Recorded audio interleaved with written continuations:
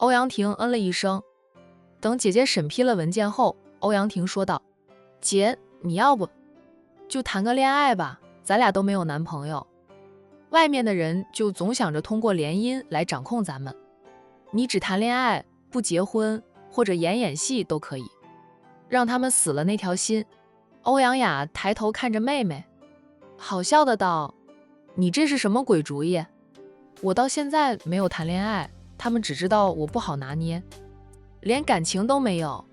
若是我恋爱了，知道我也会像正常的女孩子那样，恋爱结婚，他们的动作更多，除非她的男友让所有人都不敢动，她未来的婆家足够强大，强大到能罩住她欧阳家，而且她的未婚夫还要只爱她一个，不会贪图欧阳家的钱财，权势、地位、财富、人品好，缺一不可。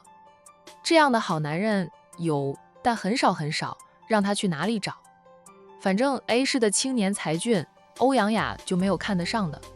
他们图的是与欧阳家联姻，能为他们家族带去多少好处，娶了她能否当欧阳家族的家。联姻往往求的是共赢，若仅仅是共赢，欧阳雅能接受。她不能接受的是那些人表面一套，背后一套，明面上是联姻求共赢，背地里想着怎么吞掉欧阳家的生意。因为欧阳家女孩子太多，这个社会就是这样，都喊了多少年的男女平等，可是现实里依旧存在着男女不平等。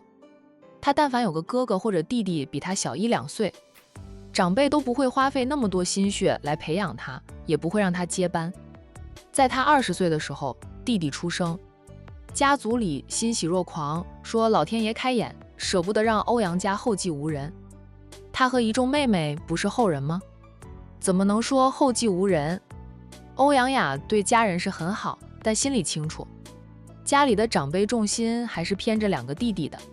如今弟弟们还小，她也未嫁，长辈们还不担心。若是弟弟们再年长10岁，大概就会安排弟弟假期进入公司磨练，为以后接班做准备。欧阳雅也有自己的私人产业，她没有霸占家族事业的心思。他也一再的跟家里长辈们说了，只要弟弟可以接班了，他马上就将家族事业交到弟弟手里，不用担心他霸占着。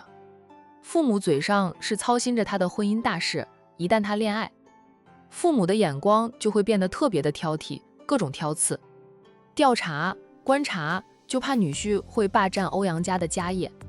有多少男人乐意被丈母娘一家人当贼似的防着？所以欧阳雅不想恋爱，她如今也才27岁，还年轻，不着急嫁人。再过几年吧，若是遇到合适的，再找个男人契约结婚。欧阳雅不指望生生世世的婚姻，她想着能处上几年，生个孩子，哪怕夫妻无法共白头，至少有个孩子相伴，不至于一场婚姻下来什么也没有落下。若是遇不到合适的，欧阳雅就不打算嫁人了。阿婷，你又想扯到战远了吧？妹妹的心思，欧阳雅清楚。从一开始，她老是问妹妹对战远是否真心，打算撮合妹妹和战远。到现在反过来了，妹妹总是想撮合她和战远。战远刚出去，妹妹就进来，用脚趾头想，欧阳雅也知道与战远有关。要不是知道战远对她的忠心，欧阳雅都要怀疑妹妹被战远收买了。欧阳婷笑，我进来的时候刚好看到战远出去，他对我很礼貌，笑容温和，看我的眼神也带着恭敬，跟看姐姐是完全不一样的。我早就发现了，战远看到姐姐眼里有光，有情，有宠溺。他对大姐忠心耿耿，不如说是宠溺。姐，早在第一眼看到战远，我就说这个人不简单，也觉得他和大姐很般配。姐知道我的，我往时不会开姐的玩笑，但见到战远后就忍不住要开玩笑。我是真的觉得战远和大姐很般配，之前不知道战远的真实身份，姐可能担心家里长辈会不同意，现在知道战远的真实身份了，管城战家的六少爷。管城战家是千亿豪门，虽说离咱们这里好远，却是真正与我们门当户对。战家的好家风那也是出了名的。姐，我觉得除了战远，你很难找得到适合的，他符合姐姐的所有要求。欧阳雅说，妹妹，你要不要投资开一家红娘公司，当个专职的月老，给咱们 A 市那些单身男女牵红线，也是积德行善呢。阿婷，我的感情事不用你们操心，我心里有数的。不管外界怎么看待咱们，不管他们野心多大，阴谋多大，只管放马过来，兵来将挡，水来土掩，我都接着不必去依赖任何人，哪怕战远最适合他，欧阳雅也不想通过恋爱结婚来维护欧阳家，他要凭自己的实力击败所有想算计欧阳家族的死对头们，那样那些人才会真正的害怕他，而不是依赖婚姻。万一婚姻不长久吗？都说靠人不如靠己，自己强大才是最好的。战远是很好，顺其自然吧。对于妹妹撮合他和战远，欧阳雅倒是不再抗拒。相处的时间长了，深入了解战远这个人，欧阳雅是有心动的感觉。你防着点姓龙的，他长子好像叫龙拓吧，年纪与你不相上下的，他们极有可能从你身上入手。欧阳婷一脸黑线，他们是瞧不起我。欧阳雅笑，他们低估了你，你才能出其不意，对咱们来说是好事，也是他们敢小瞧我，我要让他们知道瞧不起我的下场。姐妹俩相视而笑，也在分析龙先生会怎么做。与此同时的龙先生已经坐上了飞机飞往管城。管城那边的宁思琪收到通知，金主几个小时后就会到达，让他提前做好准备，在逛街购物的宁思琪心里骂娘，骂龙先生个老色鬼，心里骂娘，表面上还得很开心的样子。老色鬼过来还是有一点好处的，就是他可以撒撒娇，要点额外的奖金，哄着他给自己买几套他看中但舍不得下手的昂贵珠宝以及包包。离春暖花开不远了，宁思琪决定去春暖花开转一圈。她现在是以龙太太的身份出现，就不能打砸春暖花开，有点可惜。宁云初不在店里，只有他的2名店员。宁思琪随口问着，你们老板去哪里了？我们老板很忙，平时看店都是我们俩，老板闲时才会过来。龙太太要找我们老板吗？宁思琪以龙太太的身份来过，店员们认得她。也不是，就是我过来买花时，你们老板都在。这一次不见她，随口问问，帮我挑2盆发财树，我家里的那2盆发财树养得不够好，我想换掉。宁思琪随意地说道。她现在住的大别墅里的确有发财树，是她买的，养得很好，长势旺盛，代表她财运不错。她的财运是不错，姓龙的在物质生活上没有亏待过她。再买2盆发财树回去，让她从老色鬼那里再多要点钱和好处。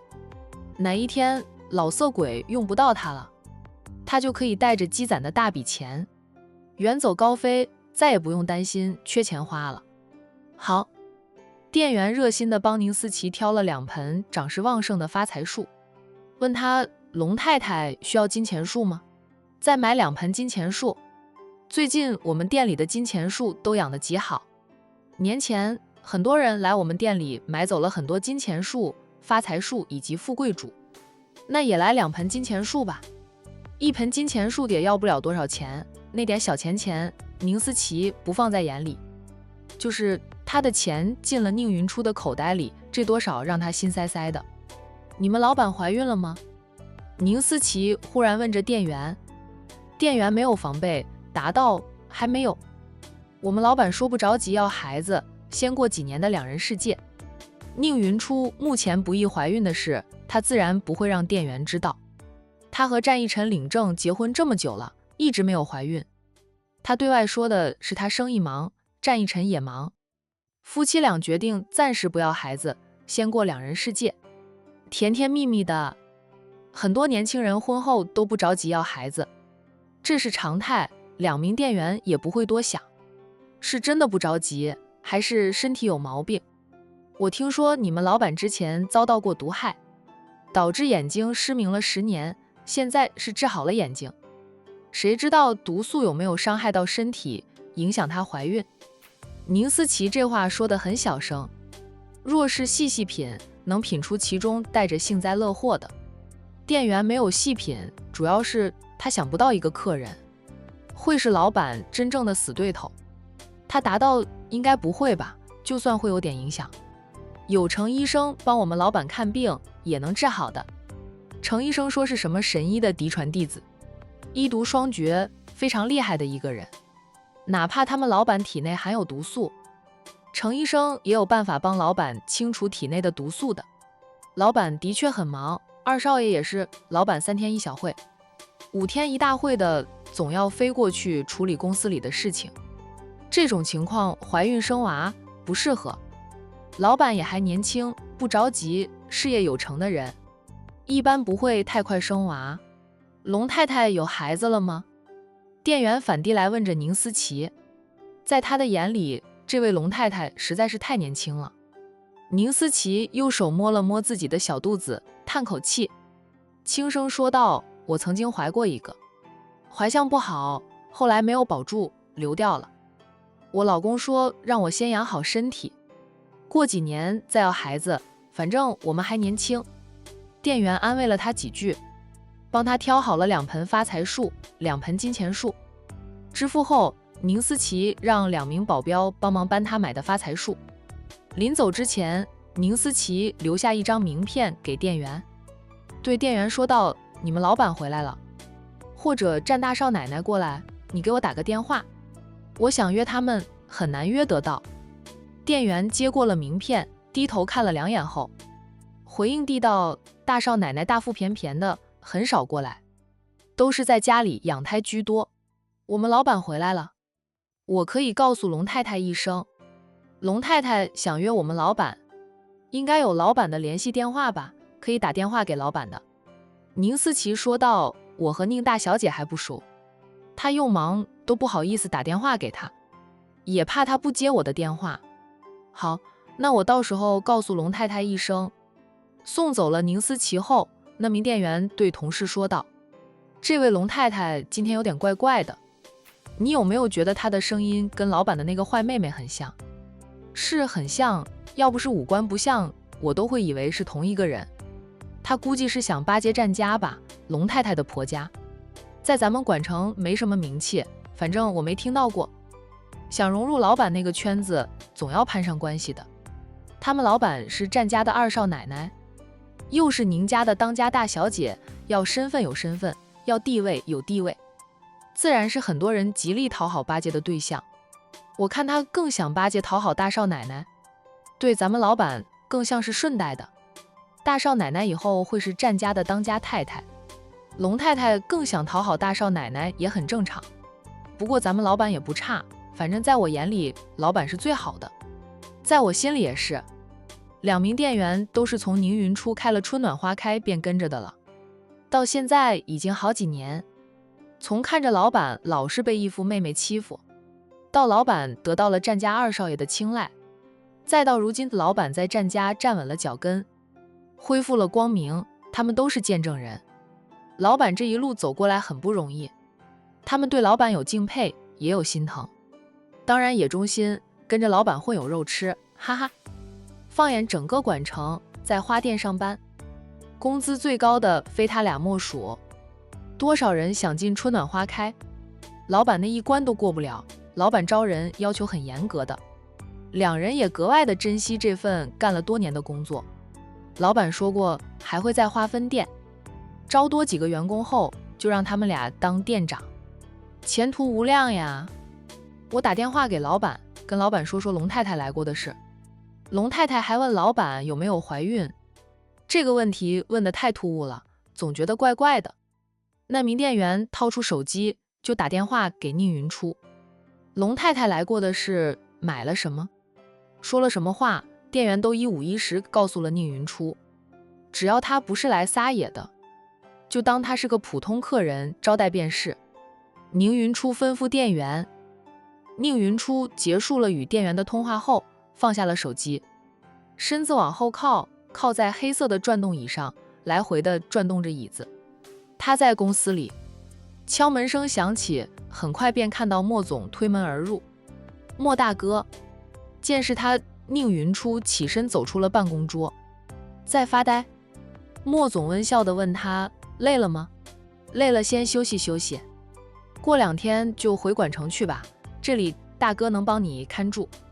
嫂子怀着身孕，你要多花点时间陪伴嫂子。累倒是不累，就是刚刚和店员通了电话，想到一些事情，心里有点不得劲儿。2人在待客区的沙发上坐下来。怎么不得劲了？花店里的生意不好，春暖花开倾注了云初很多心血在里面，又是陪伴着他走过艰难时期的。不管他的身份怎么变，春暖花开在他心里都占着一席之地。如今的他不差钱，还很有钱了，但他依旧经营着他的花店，不待在公司里，他就待在花店里，打理花草也能让他的心情变得平静，能够坦然面对一切。莫大哥要喝水吗？有咖啡吗？喝杯咖啡吧。宁云初嗯了一声，他起身走进了办公室里面的小茶水间。一会儿后，他端着2杯咖啡出来，放下咖啡后，又回到茶水间里端出2小碟精致的点心。这些点心是家里的点心师每天新鲜现做的，我爱吃，一晨就安排了1名点心师过来。只要我回公司，点心师每天都会给我做上几样精致的点心。莫大哥尝尝，等会儿打包1盒，带回去给我嫂子尝尝，嫂子怀孕后很喜欢吃甜食。莫总的老婆平时不怎么爱吃甜食，怀孕后却是胃口太变，变得特别爱吃甜食。宁云初身边就有2个孕妇，海彤和沈小军，他们俩孕期爱吃什么，宁云初都知道。他觉得那2人的胃口变化不大，自己的嫂子变化就特别大，以前不爱吃的，孕后都变得爱吃。行，我等会儿打包1盒回去给你嫂子吃。她现在是爱吃甜食，一天不吃点心都觉得不得劲，吃多了我都怕她会妊娠糖尿病。莫总提及妻子，满眼的温柔。他对宁云初的那点心思，早在迎娶女友时便彻底放下，再不放下，怕是连兄妹都没得做。战一晨看得出来，也吃过醋，视他为情敌。他结婚后，战一晨嘴上叫着他哥，心里依旧防着他，直到他老婆怀孕了，战一晨的防备心就没那么重了。主要也是他真的全心全意对待自己的妻子，知道宁云初过得很好，有战家当靠山，不仅丈夫宠爱，就连公婆都疼她如同女儿，她就没什么好担心的了，可以过自己的小日子。公司里的事情，大事宁云初会过来处理，小事情她处理起来也轻松容易。如今的她晚上都很少应酬了，大多数时候都是陪着孕期。妻子对待宁云初也越来越好。2个人不是亲的姑嫂，但相处起来比亲的姑嫂还要亲。嫂子怀的小宝宝估计是个爱吃甜的，叫嫂子注意点，别一下子吃太多就行。宁云初想说嫂子怀的估计是个女儿，担心莫大哥不喜欢女儿，那话他就没有说出来。并不是所有人家都像战家那样盼女儿的。莫总笑道，我跟他说了，他自己也会注意的。每次产检结果也都正常，想来也不会有太大问题。他跟我说，这一胎肯定是个女儿，女孩子就爱吃甜食，女儿也挺好的呀。我其实更喜欢软萌软萌的小女娃，我婆家人就盼女儿呢。莫总笑，不管是儿子还是女儿，我都喜欢，都是我和你嫂子的爱情结晶。云初，你哥我不会重男轻女，你不用在哥面前小心翼翼地说话。像哥这种家世不好的人，若不是你当初的资助，哪有哥的今天？你嫂子不嫌弃我，跟了我那么多年，我们好不容易修成正果，我对你嫂子是感激不尽，心里发过誓，会爱她一辈子。我能有娇妻，能有孩子，就是老天爷对我的厚爱了，不会再奢求太多。顿了顿，莫大哥又笑，我目前拥有的一切，已经是多少人一辈子都无法拥有的，咱们知足。他在这边也算是个有身份有地位的人，住着别墅，开着豪车，收入不菲，身边有娇妻，过上几个月便能拥有属于他的孩子。他呀，其实是人生赢家了。这一切都是云初给他的。当年若不是云初资助他，他都不知道自己会变成什么样。如今功成名就的他，也会做很多善事，帮助更多需要帮助的人。莫大哥会女双全的，以后也会儿孙满堂。承你贵言，我也想着生2个孩子就够了，最好儿女双全，无法儿女双全。2个女儿也好，2个儿子吗？感觉你嫂子带娃会发疯，儿子调皮点，多请几个保姆，等嫂子生了，我给大哥家里安排2名保姆，帮着嫂子照顾孩子，那样嫂子也能轻松很多。莫总也不露他客气，那我先谢谢你。我是想多请2个保姆的，但好的保姆市场上不流通，往往是在上家工作还没有结束，就有下家等着抢，甚至上家一直不放人的。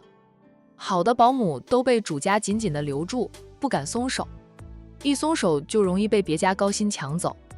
我回去跟大伯娘说一声，从悠悠山庄调2个过来，大哥可以放100个心。莫总笑，你婆家的人，我是120个放心。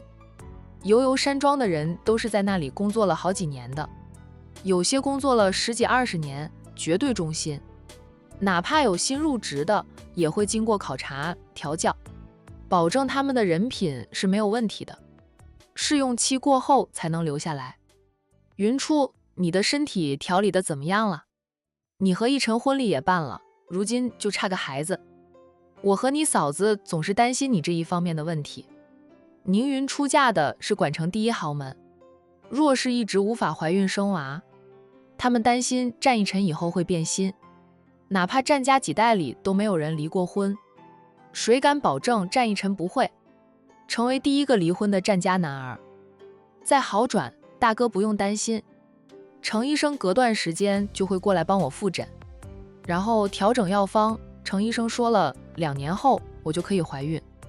程医生是老神医的高徒，他的医术我信得过的，我能够复明，就是他治好的。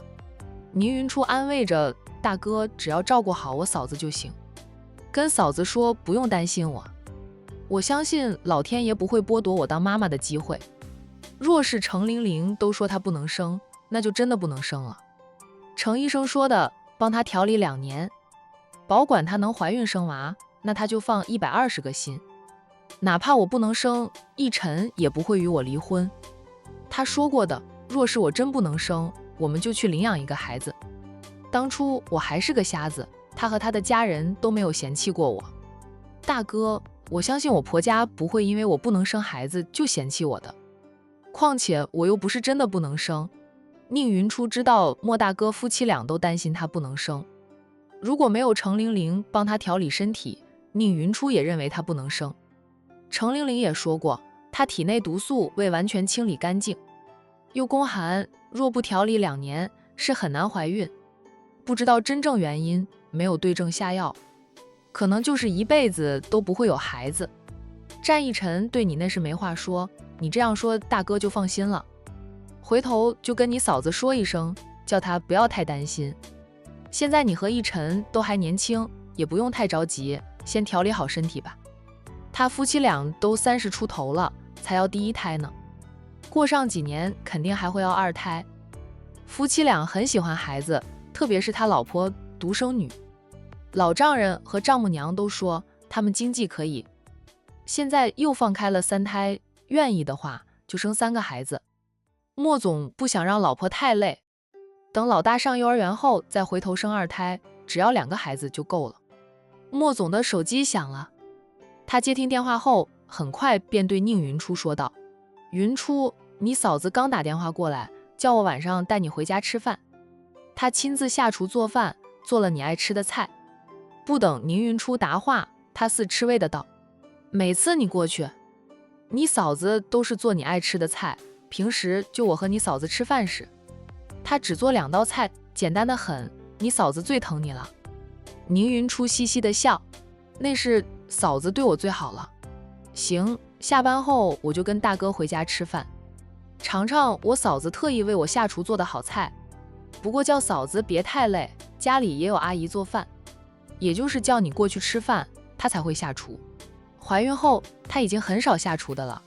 初时妊娠反应严重，进了厨房闻着油烟味就吐，满3个月后就不会吐了。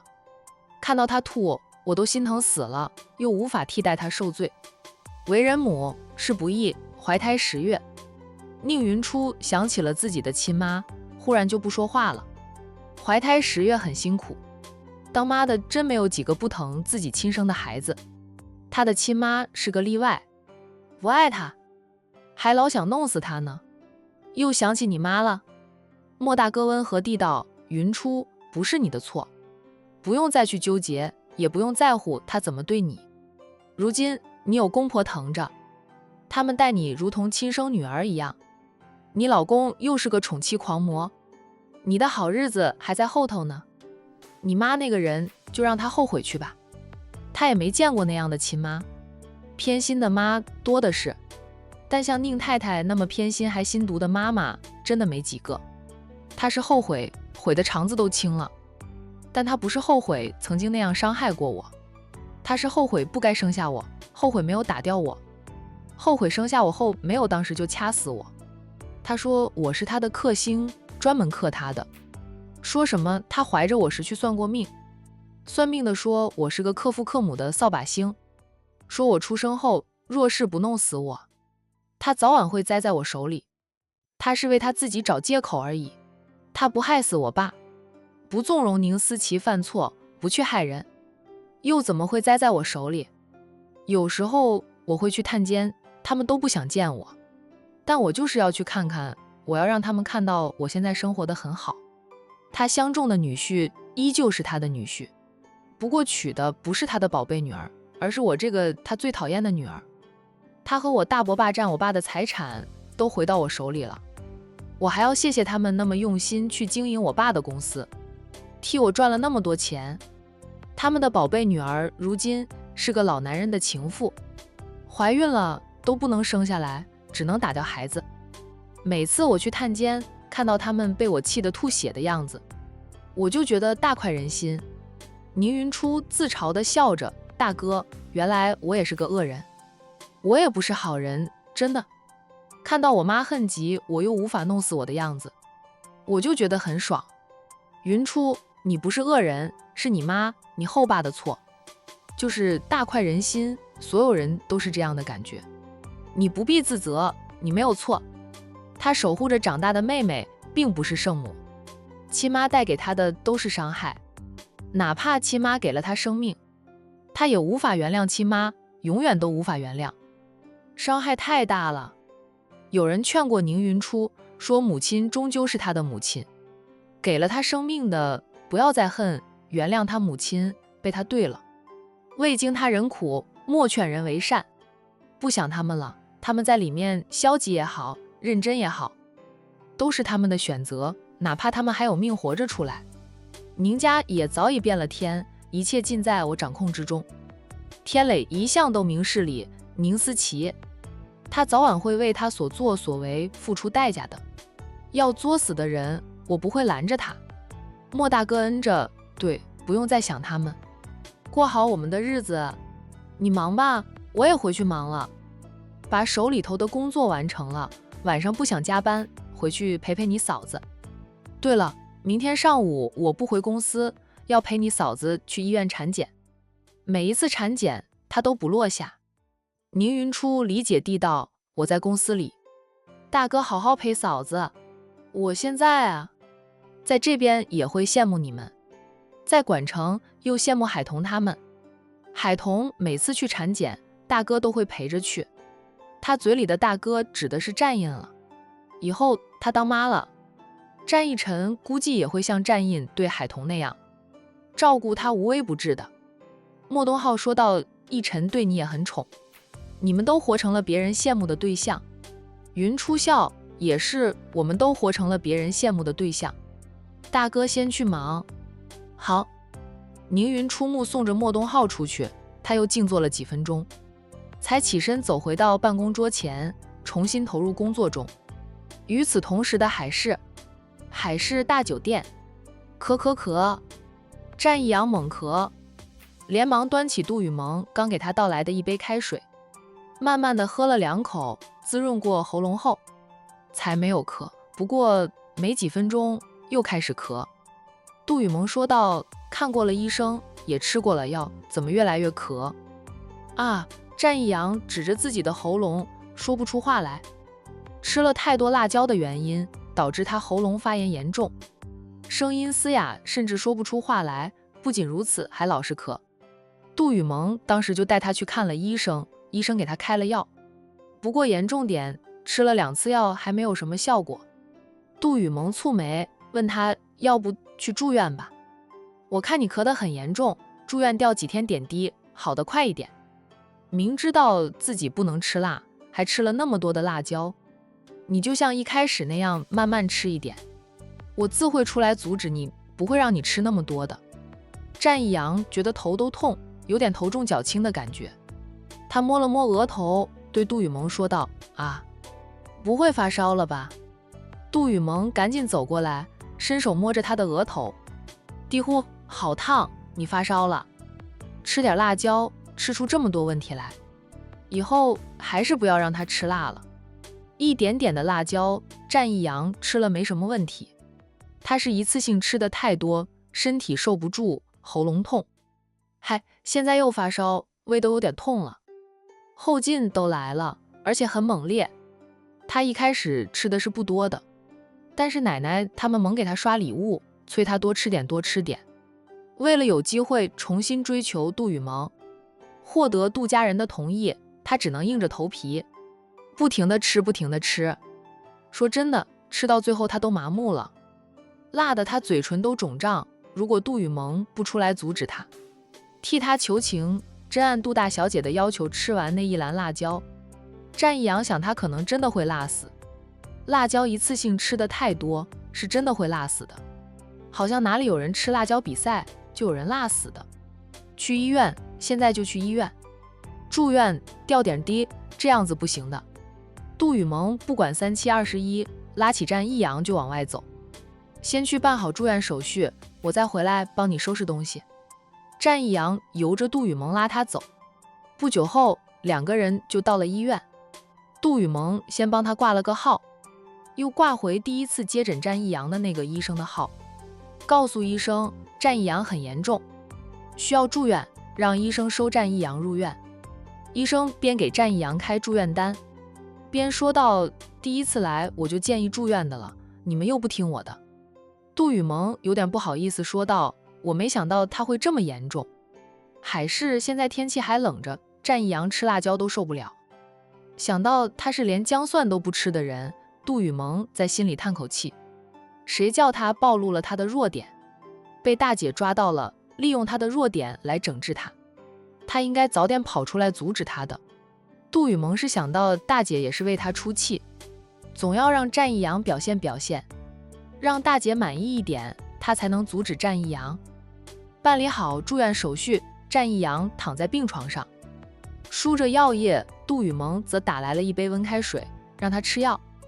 先吃退烧药，瞧你的脸都烧红了。到医院一量体温，战一阳高烧39度8，快40度了。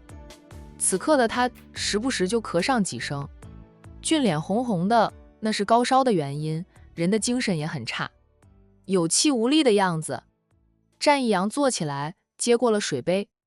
杜雨萌按照医生开的药量，帮他拿好药，让他吃药，多喝点热水。等他吃过药后，杜雨萌又去倒来一杯温开水，让他再喝一杯水。嘴巴很淡，不想喝了。战一阳倒回病床上，不想再喝水，可能是输着药液的原因，他咳嗽稍微好一点。他昏昏欲睡，很快就睡了过去。杜雨萌的手机响了，是战奶奶打来的。他以萌宝的身份跟着师傅去游山庄做客时，战奶奶与他互留了联系方式，互加了微信。杜雨萌连忙接听战奶奶的来电。雨萌，是战奶奶。战奶奶。杜雨萌轻声应着。那个臭小子怎么样？他吃了那么多辣椒，总会有后劲吧？后劲来了，他吃得消。杜雨萌看着睡着后反而不咳嗽的战一阳，轻声答道：他住院了，发烧、咳嗽、喉咙痛，声音嘶哑到说不出话来。医生说要缓2天，等喉咙的炎症消一点了才能说话。战奶奶问道：死不了吧？杜雨萌：战奶奶，我想不会有生命危险吧？他身体很好，不会有生命危险的，顶多就是胃痛、喉咙痛，咳几天，只要打针吃药能够好转就没事。不过是吃了2把辣椒。战奶奶似是在说风凉话，其实他老人家也担心孙子，只是嘴硬不承认。杜雨萌说他老人家只是吃了2把辣椒吗？他吃了很多很多辣椒。战奶奶，你们不停地给他刷礼物，催他多吃点，吃快点，吃的他当时嘴唇都辣肿了，当时就喉咙火辣辣的痛，说话都说不出来。现在后劲来了，猛烈得很。这么大个人发高烧39度8，脸都烧得红红的，整个人无精打采，说话都是啊啊的，说不出一句完整的话。等下我就拍一下战一阳的惨状给战奶奶看看，免得战奶奶还在那边说风凉话。战奶奶孙子事多，可战一阳也是你亲孙子，你老也得疼一疼他的，不阻止他还催他多吃点多吃点。杜雨萌抱怨老太太，被他抱怨，老太太一点都不生气，还呵呵的笑。老四知道你这么心疼他，为了他还抱怨我偏心眼，不疼爱他这个孙子，他肯定会很开心的，觉得吃一次辣椒是值得的。这是你大姐提出来的条件，老四不照做，你大姐气难消，拦着你和老四重新开始。老四这是为他之前的所作所为付出一点代价，谁叫他不听我的话，不听老人言，吃亏在眼前，他是活该。